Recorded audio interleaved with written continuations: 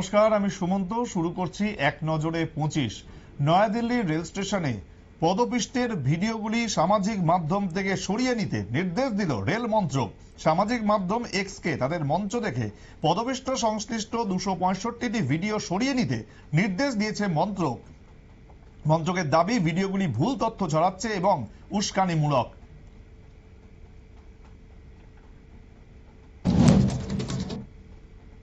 অবৈধবাসী ভারতীয়দের সম্মানের সঙ্গে দেশে ফেরানোর বিষয়টি নিশ্চিত করা হবে।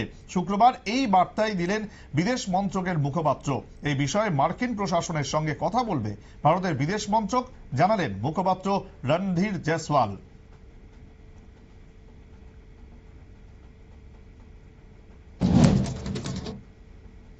ত্রিবেণী সঙ্গমের জল দূষণ নিয়ে এবার মুখ্যমন্ত্রী যোগী আদিত্যনাথের পাশে দাঁড়ালেন বিজ্ঞানী পদ্মশ্রী ডক্টর অজয় কুমার। তার দাবি, তিনি পরীক্ষা করে দেখেছেন ত্রিবেণী সঙ্গমের জল পানের যোগ্য। বিজ্ঞানী অজয় কুমার প্রাক্তন রাষ্ট্রপতি আব্দুল কালামের বন্ধু।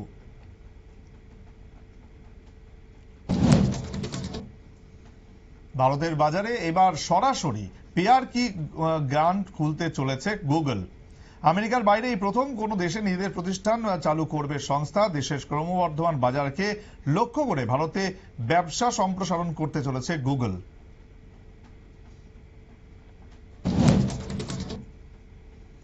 নিয়োগ দুর্নীতি কাণ্ডে সিবিআই মামলায় এবার সুপ্রিম কোর্টে জামিনের আবেদন করলেন পশ্চিমবঙ্গের প্রাক্তন শিক্ষামন্ত্রী পার্থ চট্টোপাধ্যায়। আগামী 20 মার্চ বিচারপতি সূর্যকান্ত এবং এনকে সিং এর এজলাসে মামলার শুনানি হবে। ইডির মামলায় আগেই জামিন পেয়েছেন পার্থ চট্টোপাধ্যায়।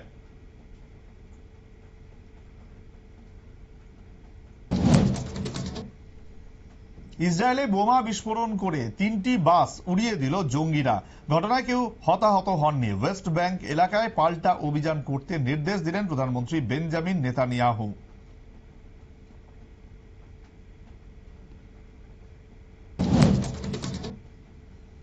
বিহারের সাসারাম শহরে নকল নিয়ে 2 ছাত্র গোষ্ঠীর মধ্যে বিবাদে গুলিতে নিহত এক ছাত্র, আহত হলো আরো 2। ঘটনা, এক ব্যক্তিকে গ্রেফতার করেছে বিহার পুলিশ। উদ্ধার করা হয়েছে আগ্নেয়াস্ত্র।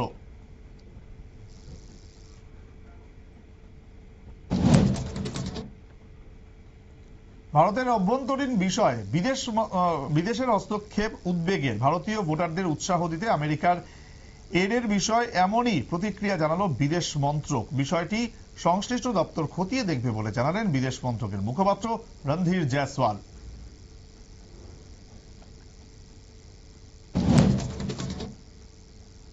রণবীর এলাহাবাদিয়া কাণ্ডে বিতর্কিত অভিনেত্রী রাখি সাওয়ান্তকে তলব করল মুম্বাই সাইবার সেল।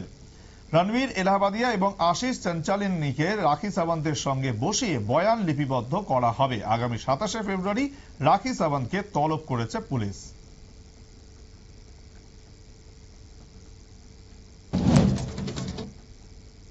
আগামী 26শে ফেব্রুয়ারি শিবরাত্রির দিন শেষ দফার শাহী স্নান। শাহী স্নানে পুণ্যার্থীদের ভিড়ের বিষয়টি মাথায় রেখে নিরাপত্তা আরো আঁটোসাঁটো করল রেল। বিশেষ করে জংশনগুলিতে নিরাপত্তা অনেক জোরদার করল রেল।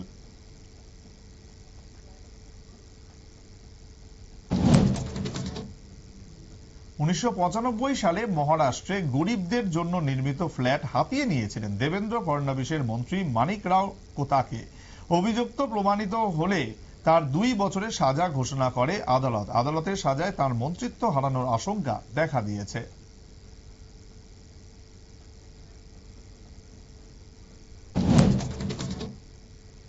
1.5 কিলোমিটার দূরত্ব থেকে নিখুঁত নিশানার ক্ষমতা। আমেরিকান স্নাইপার রাইফেল ব্যারেটকে টেক্কা দিচ্ছে ভারতে তৈরি স্নাইপার 388 লাপুয়া ম্যাগনাম ওরফে সাবার। সর্বভারতীয় পুলিশ কমান্ডো প্রতিযোগিতায় জয় করল সেরা সম্মান।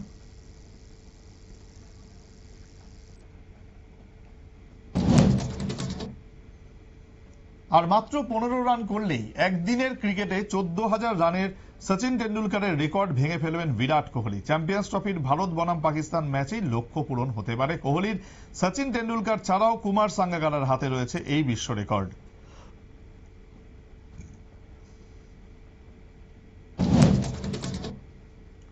নরেন্দ্র মোদীর আমলে ভারত আমেরিকা দ্বিপাক্ষিক চুক্তিতে ইউএসএইড এর উল্লেখ রয়েছে। ইউএসএইড এর সঙ্গে যোগাযোগ ছিল বিদেশমন্ত্রী জয়শঙ্কর থেকে শুরু করে স্মৃতি ইরানির।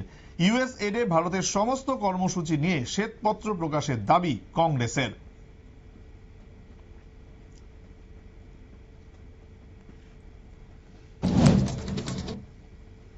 দিল্লিতে নতুন সরকারের শপথ গ্রহণ অনুষ্ঠান থেকে বিজেপিকে সর্বশক্তি নিয়ে পশ্চিমবঙ্গে ঝাঁপিয়ে পড়ার নির্দেশ দিলেন নরেন্দ্র মোদী। পাশাপাশি এনডিএ নেতৃত্বদের আসাম বিহার নিয়ে প্রস্তুতি শুরু করে দিতে বললেন তিনি।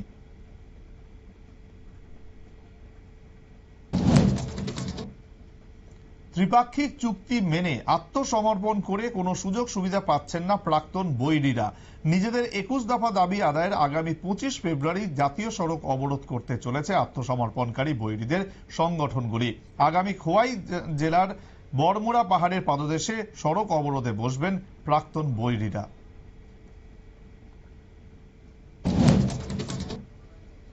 মহাকুম্ভে নানা বিতর্কের মধ্যেই একেবারে ব্যবসায়িক সাফল্যের পরিসংখ্যান তুলে ধরলেন যোগী আদিত্যনাথ। 1,500 কোটি খরচে ব্যবসা হয়েছে 3 লক্ষ কোটি টাকার।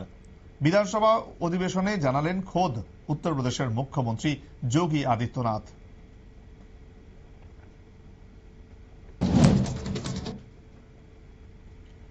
মোহাম্মদ ইউনূসের নেতৃত্বাধীন নতুন দলকে স্বাগত জানাবে বিএনপি, কিন্তু সরকারে বসে সমস্ত সুযোগ সুবিধা নিয়ে রাজনৈতিক দল গঠন করে নেওয়া উচিত হবে না, এমনটাই হুঁশিয়ারি দিল প্রাক্তন প্রধানমন্ত্রী খালেদা জিয়ার দল।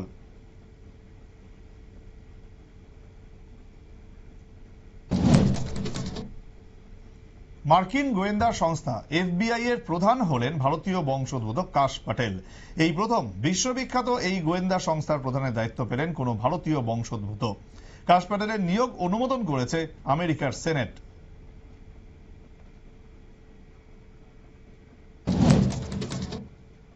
নবনির্মিত মাতাবাড়ির সৌন্দর্যায়ন প্রকল্প উদ্বোধন হতে পারে আগামী 7ই এপ্রিল। শুক্রবার উদয়পুর ত্রিপুরা সুন্দরী মন্দির পরিদর্শন করে একথাই জানান অর্থমন্ত্রী প্রণজিৎ সিংহ রায়। অনুষ্ঠানে উপস্থিত থাকতে প্রধানমন্ত্রীকে আমন্ত্রণ জানিয়েছেন মুখ্যমন্ত্রী মানিক সাহা।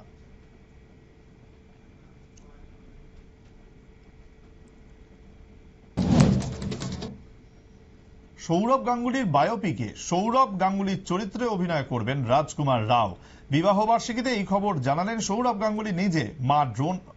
মা ডোনা গাঙ্গুলির চরিত্রে তৃপ্তি ডিমরিকেই চাইছে কন্যা সানা।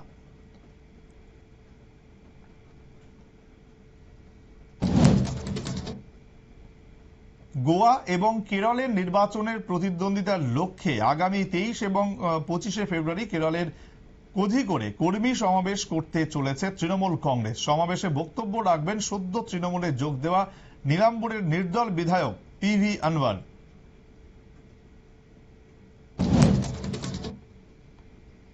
আগরতলায় বাংলাদেশের সহকারী হাইকমিশন কার্যালয়ে পালন করা হলো আন্তর্জাতিক মাতৃভাষা দিবস। শহীদ বেদিতে মাল্যদান করে ভাষা শহীদদের শ্রদ্ধা জানালেন সরকারি হাই কমিশনার আরিফ মোহাম্মদ। অন্যান্য বছরের মতো এই বছরও ভাষা দিবসে সহকারী হাই কমিশন অফিসের বাংলাদেশের জাতীয় পতাকা অর্ধনমিত রাখা হয়েছে।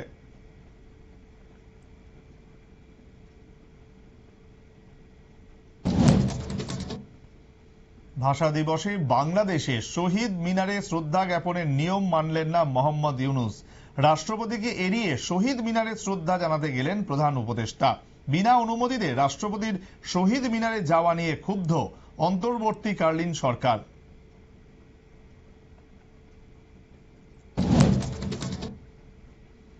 অর্থ রাজস্ব সহ 5টি গুরুত্বপূর্ণ দপ্তরের দায়িত্ব নিজের কাছে রাখলেন দিল্লির নতুন মুখ্যমন্ত্রী রেখা গুপ্তা। উপমুখ্যমন্ত্রী প্রবেশ বর্মা পেলেন 3টি দপ্তর।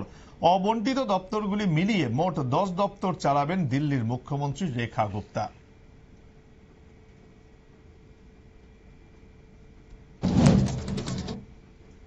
এখন এই পর্যন্তই। অন্যান্য খবরের জন্য দেখতে থাকুন নিউজ ভ্যানগার্ড।